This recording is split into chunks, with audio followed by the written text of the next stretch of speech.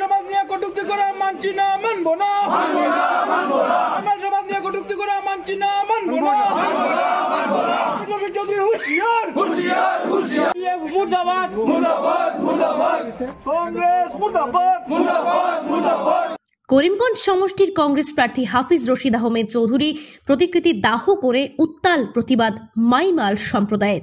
মাইমাল সম্প্রদায়কে নিয়ে করিমগঞ্জের কংগ্রেস প্রার্থী হাফিজ রশিদ আহমেদ চৌধুরীর মন্তব্যের পর কংগ্রেস প্রার্থীর প্রতিকৃতি দাহ করে উত্তাল প্রতিবাদ হাইলাকান্দিতে।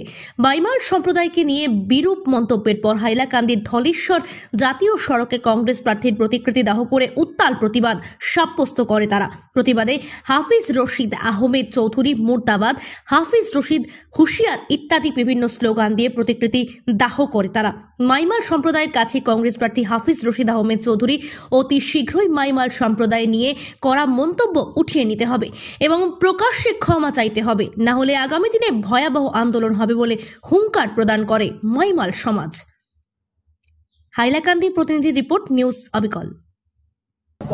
তেওঁক হকিয়ানি দিছোঁ যে এই কথাটো তেওঁ যাতে উদ্ধ কৰি লয়, আদাৰওয়াইজ ওপেনলি যাতে মাফ খুঁজে, আদাৰওয়াইজ তেওঁৰ গোটা ৰাজনীতিক ইলেকশ্যনৰ ময়দানত ভয়াবহ হ'ব, আমি এইটো তাৰ জবাব দিম।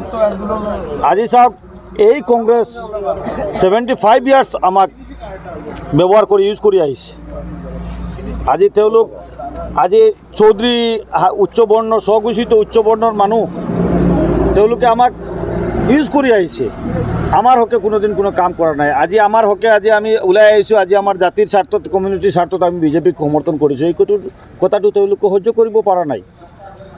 গতিকে তেওঁলোক চৌধুৰী, তেওঁ যে চৌধুৰী কমিউনিটিৰ মানুহ, তেওঁলোকে সদায় আমাক ইউজ কৰি আহিছে।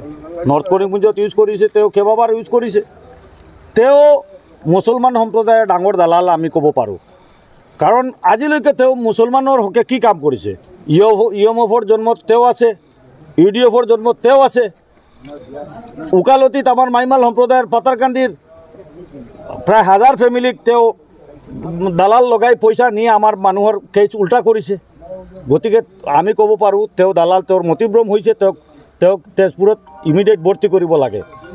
আৰু আমি দেখুৱাই দিম এইবাৰ মাইমাল কমিউনিটিয়ে, তেওঁ যিমানেই যিয়ে কওক ন, পাগলৰ দৰে বকি থাকক, মাইমাল কমিউনিটি এইবাৰ ভাৰতীয় জনতা পাৰ্টিক ভোট দি দেখুৱাই দিম।